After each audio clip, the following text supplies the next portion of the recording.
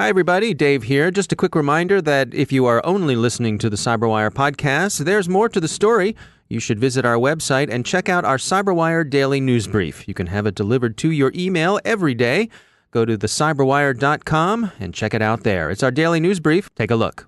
Thanks. Huawei is on the U.S. Entity List, and U.S. exporters have been quick to notice. Security concerns are now expected to shift to the undersea cable market. Hacktivism seems to have gone into eclipse.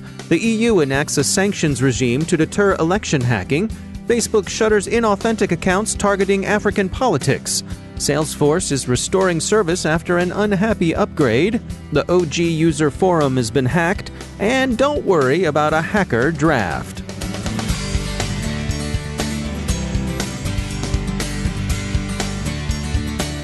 And now a word from our sponsor, ExtraHop, the enterprise cyber analytics company, delivering security from the inside out. Have login credentials been compromised? Are attackers hiding in encrypted traffic? Enterprise security teams face questions like these every day, but without complete visibility inside your network, your investigation could take hours or even weeks, and that's assuming you were able to detect potential threats in the first place. ExtraHop helps you rise above the noise of your complex attack surface with complete visibility, real-time threat detection powered by machine learning, and guided investigations the SANS Institute calls fast and amazingly thorough. Learn more at extrahop.com/cyber or be the blue team in the interactive demo. That's extrahop.com/cyber. And we thank ExtraHop for sponsoring our show. From the CyberWire studios at Data Tribe, I'm Dave Bittner with your CyberWire summary for Monday, May 20th, 2019. Huawei is now on the U.S. Entity List, which means that U.S. companies will need a special license from the Bureau of Industry and Security to do business with them. Another of U.S. chip companies, including Qualcomm and Intel, have stopped deliveries of chips to Huawei. Huawei anticipated this rainy day, and the company has stockpiled a year's worth of U.S. goods necessary to sustain production. The stockpiling would make most sense if Huawei is betting that U.S. sanctions will be relatively short-lived, as they were in the case of ZTE's near-death experience in 2018, when the company was pulled back from the brink by a U.S. agreement to levy a big fine, extract some promises, and call it bygones. But it remains to be seen whether Huawei's tenure on the Entity List will be a short-term trade negotiation ploy or something more enduring. Equally or more serious consequences are expected from Google's weekend suspension of Huawei's Android license. Huawei immediately loses access to Android updates, and new versions of its devices will no longer have access to Gmail or the Play Store. The loss of these licenses will not be mitigated by stockpiling, and recall that the Android ecosystem is very important to Huawei. Huawei has been active in public, denouncing the sanctions as one would expect, and arguing that the U.S. needs Huawei as much as Huawei needs the Americans. The company points out that it's a big customer of U.S. tech firms, including those that have just cut Shenzhen off. For all these difficulties, Huawei hasn't been idle in another market where it's likely to bang up against security issues. The company sees its near-term future in the undersea cable market, and it's either laying or upgrading some 100 such cables. It's worth noting that a proposed Huawei cable to the Solomon Islands brought the company into an early open conflict with Australia. Last June, it was decided that Huawei wouldn't get the business, and that was due to Australian objections and some Australian competition. It was that cable incident that stiffened the Australian government's security concerns about Huawei. Of the three traditional groupings of threat actors, criminals, hacktivists, and nation-states, one, hacktivists, seems to have gone into eclipse. IBM's X-Force looked at hacktivist actions that were credibly disclosed and publicly reported, and in which, quote, a specific group claimed responsibility for the incident and where there is quantifiable damage to the victim, end quote. They found a nearly 95% drop in such attacks since 2015. In fact, none have taken place in 2019.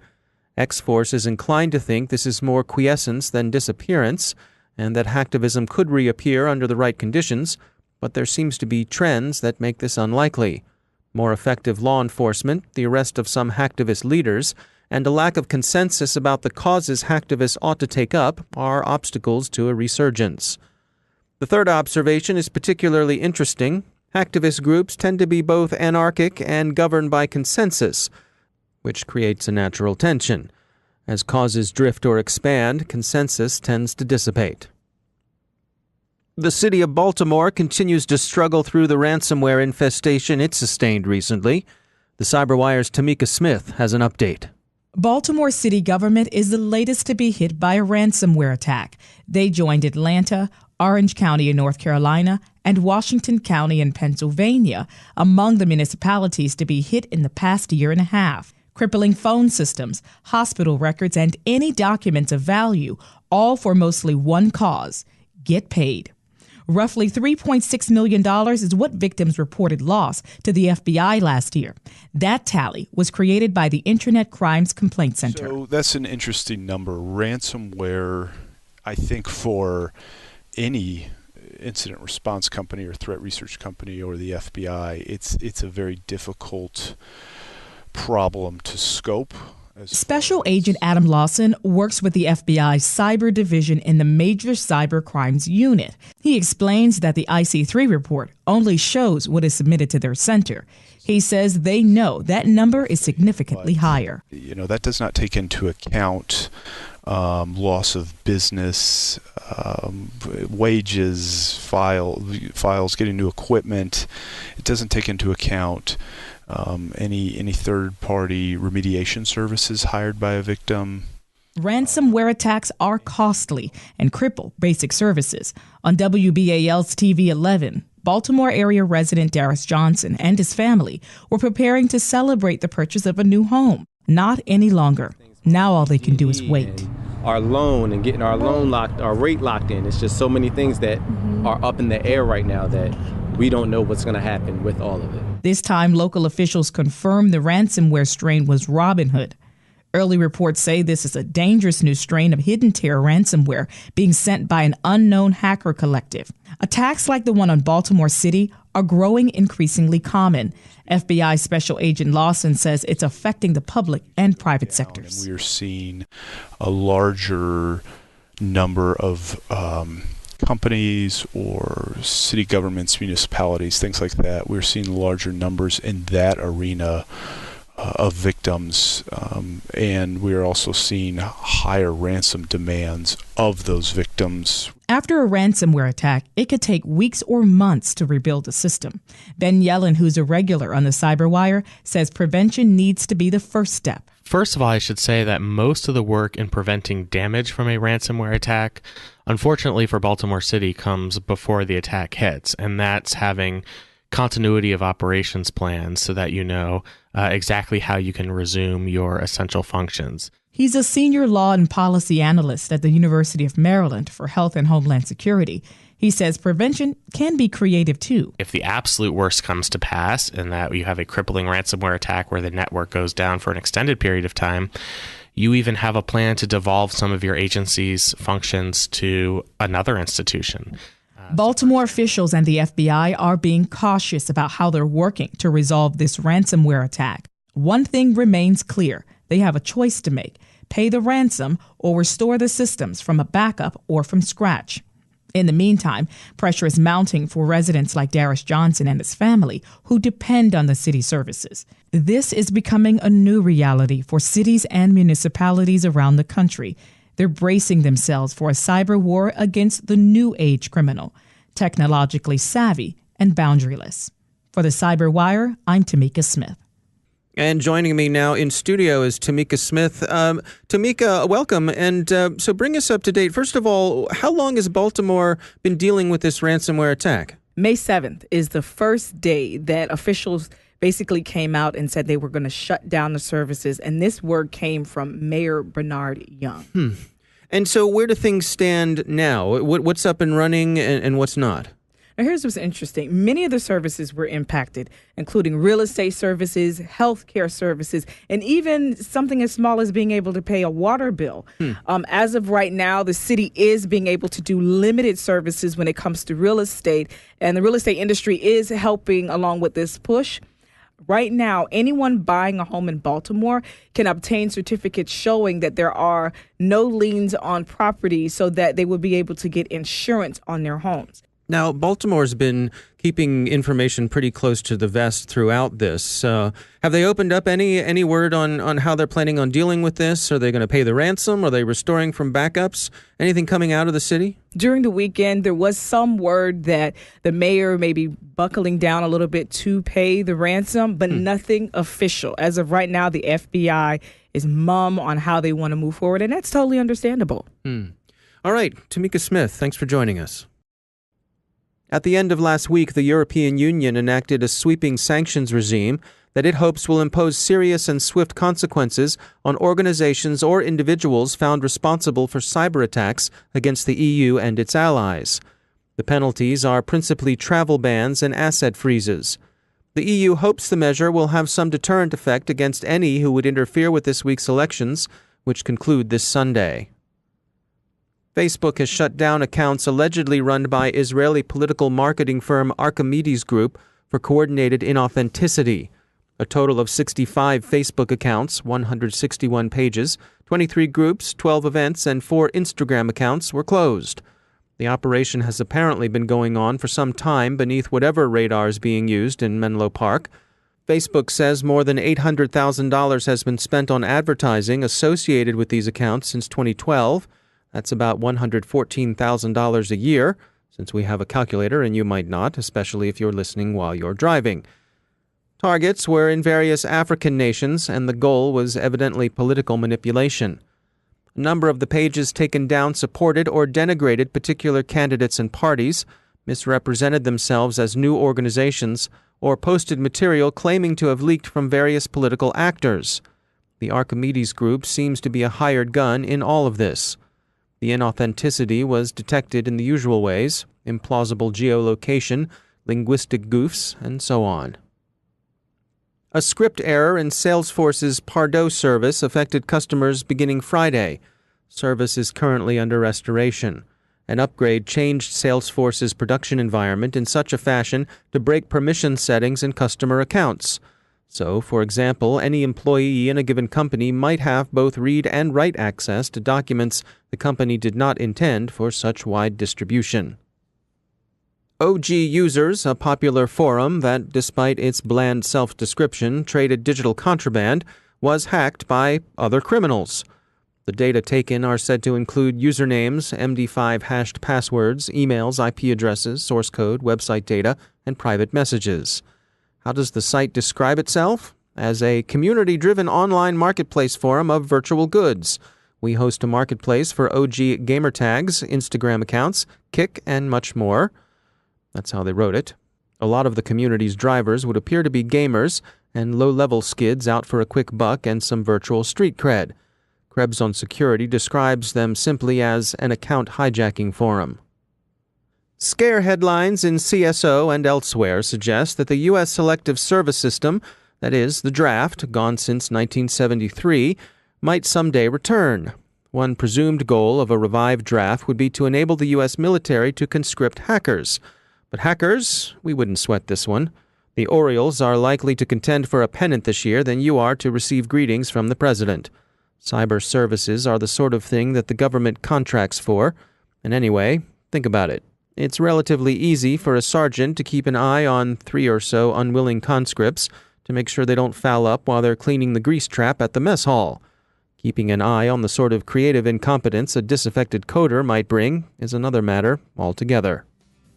But if you've decided you really must devote worry to this because you've decided to overlook more probable disasters, like contracting cobalt beer syndrome at Granny's 4th of July picnic, or an asteroid strike, or being selected by the gray aliens for your superior genetic potential, or you're simply a Country Joe and the Fish reenactor, or a member of an Arlo Guthrie cover band, and we understand there are a lot of you out there, why then book your ticket to Canada before it's too late. Just make sure the expiration date is something around the end of the 22nd century.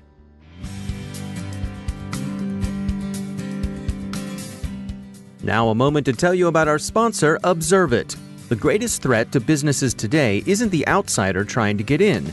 It's the people you trust, the ones who already have the keys. Your employees, contractors, and privileged users. According to a recent CA Technologies research report, 53% of organizations confirmed insider attacks within the last 12 months. Can you afford to ignore this real and growing threat? With Observe It, you don't have to. See, most security tools only analyze computer, network, or system data. But to stop insider threats, you need to track a combination of user and data activity. Observe It combats insider threats by enabling your security team to detect risky activity, investigate in minutes, effectively respond, and stop data loss. Want to see it in action for yourself? Try Observe It free, no installation required, at observeit.com/cyberwire. That's observeit.com/cyberwire. And we thank Observe It for sponsoring our show.